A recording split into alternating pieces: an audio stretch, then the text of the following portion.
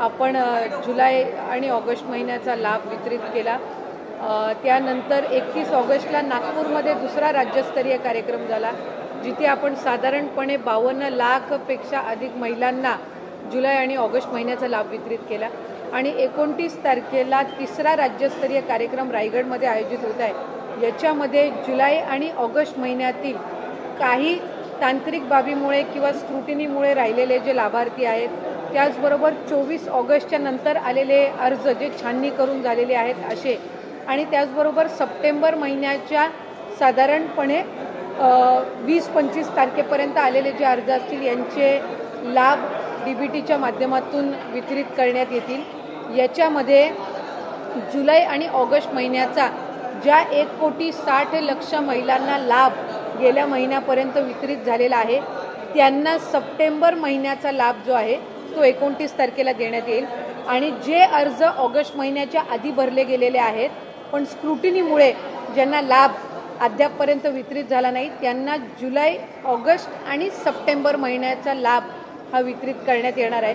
त्यामुळे साधारणपणे आमचा प्राथमिक अंदाज आहे की पहिले जुलै आणि ऑगस्ट महिन्यामध्ये पात्र झालेले आणि पहिल्या 2 महिन्याचा लाभ मिळालेले 1,60,00,000 आणि त्याचबरोबर नवीन जे काही अर्ज प्राप्त झालेले आहेत त्यानंतर 24 ऑगस्ट नंतर किंवा त्याआधी काही कारणास्तव राहिलेले असे जवळपास 45 ते 50 लाख अशा महिलांना, म्हणजे 2 कोटीपेक्षा अधिक महिलांना 29 सप्टेंबरच्या दिनी त्यांना लाडकी बहीण योजना जी आहे, मुख्यमंत्री माझी लाडकी बहीण या योजनेच्या लाभाचं वितरण होणार आहे।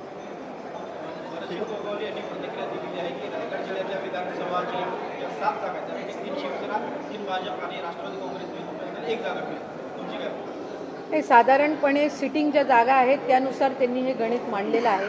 त्याच्यामुळे सध्याच्या परिस्थितीनुसार जे आहे त्याच्या संदर्भामध्ये त्यांनी भाष्य केलेलं आहे।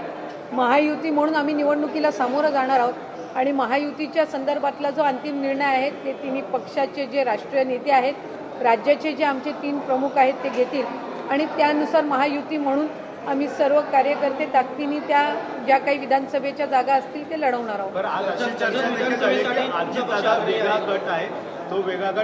अशा पद्धतीची कुठेही चर्चा नाही। काही माध्यमांच्याकडून किंवा काही विरोधकांमधल्या काही घटकांच्याकडून अशा पद्धतीच्या साधारणपणे अफवा दर आठवड्याला उठवल्या जात आहेत। राष्ट्रवादी काँग्रेस पक्ष अजितदादांच्या नेतृत्वाखाली महायुतीच्या सरकारमध्ये फक्त सहभागी म्हणून नाही तर पुढच्या कालावधीमध्ये महायुती म्हणूनच आम्ही निवडणूक लढवणार आहोत।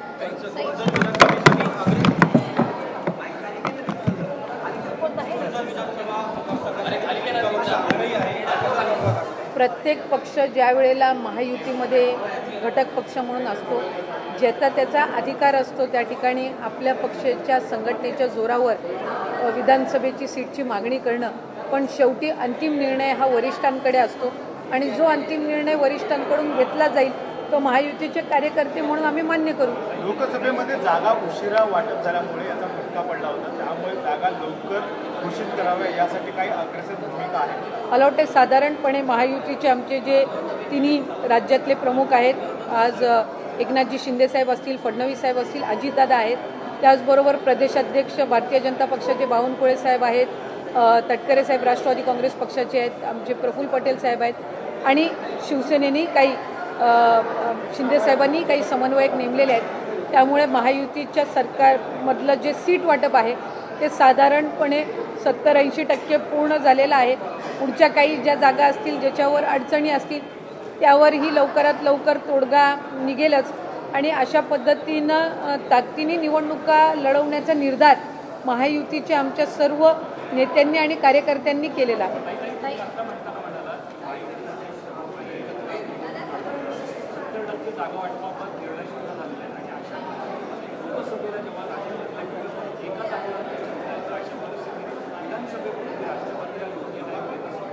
प्रत्येक निवडणुकीची समीकरणं वेगवेगळी असतात, मतदान करण्याचं जनतेचं प्राधान्यसुद्धा वेगवेगळं असतं।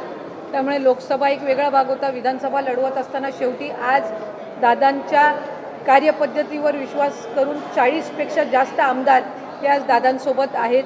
ते सिटिंग आमदार आहेत, आपापल्या मतदारसंघामध्ये त्यांचं प्राबल्य आहे। या व्यतिरिक्त आणखीन अशा 25-30 जागा आहेत जिथं राष्ट्रवादी काँग्रेस पक्ष अजितदादांच्या नेतृत्वाखाली आम्ही ताकदीने निवडणुकीला सामोरं जाऊ शकतो. त्याच्यामुळे कुठेही अशा पद्धतीचा दुजाभाव नाही.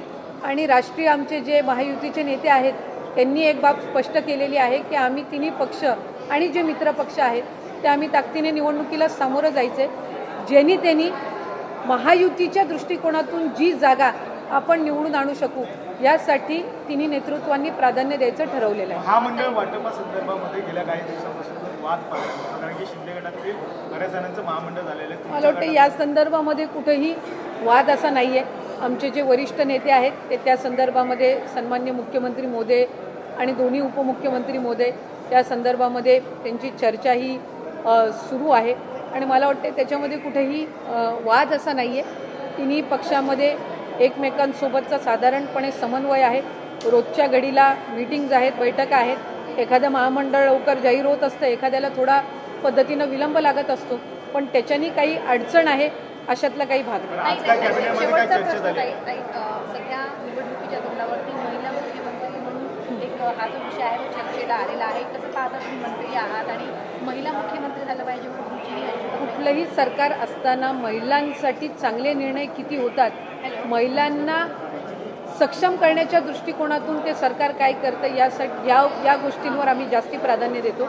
आज महायुतीच्या सरकारच्या कालावधीमध्ये महिलांना लक्ष केंद्रित करून ज्या योजना आणल्या गेल्या किंवा सक्षम केलं गेलं, मला वाटतंय अशा पद्धतीचं महिलांना प्राधान्य देणारं हे महायुतीचं सरकार आहे. त्याच्यामुळे महिला मुख्यमंत्री कोण कधी होईल काय यापेक्षा महिलांसाठी कुठलं सरकार जास्त काम करेल मला वाटतं याकडे सगळ्यांचं जास्ती लक्ष असतं. धन्यवाद.